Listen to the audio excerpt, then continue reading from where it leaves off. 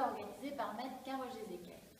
Cette vente comprendra près de 220 lots, dont 70 pièces provenant d'un collectionneur de l'Ouest amateur d'armes et d'histoire. Vous y trouverez des armes blanches, des armes à feu, des équipements militaires et plein d'autres surprises. J'ai sélectionné pour vous 3 lots qui ont retenu mon attention dans le cadre de cette vente vraiment exceptionnelle. Une armure est un équipement corporel défensif destiné à protéger les corps durant la bataille contre l'ennemi. L'armure que je porte aujourd'hui pour vous est composée d'un casque et d'une cuirasse de carabinier. Les carabiniers étaient à l'époque des soldats d'élite qui combattaient à pied ou à cheval, qui étaient armés d'une carabine et qui étaient chargés d'harceler l'ennemi.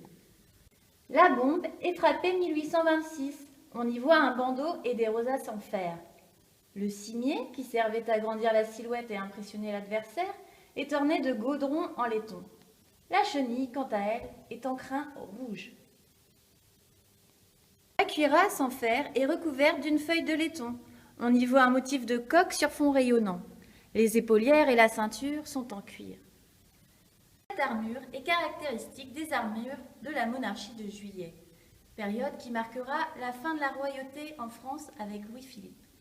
Cette armure est estimée entre 3 000 et 4 000 euros. Le sabre est une arme blanche généralement courbée qui ne possède qu'un seul tranchant, ce qui le distingue de l'épée. Le sabre que je vous propose de regarder aujourd'hui est un sabre d'officier de dragon ou de gendarme d'élite. Il date de la Restauration, période située entre 1814 et 1830. Il est remarquable par le travail de sa garde ornée d'une coquille et d'une grenade en cuivre. La monture est en laiton. La lame, quant à elle, est gravée et dorée. Le fourreau est en laiton argenté et décoré. Cette arme du XIXe siècle est estimée entre 2500 et 3000 euros. Le bicorne est un chapeau à 2 cornes. On le surnomme encore chapeau de bras, puisque sa forme plate nous permet de le prendre dans la main. Il disparaîtra plus tard au XIXe siècle avec le chapeau haut de forme. Ce bicorne appartenait à un officier de marine de la Troisième République. Le galon est noir et brodé. La ganse en laiton doré entoure une cocarde tricolore. Nous le vendons dans sa boîte d'origine. Le tout est estimé entre 100 et 150 euros.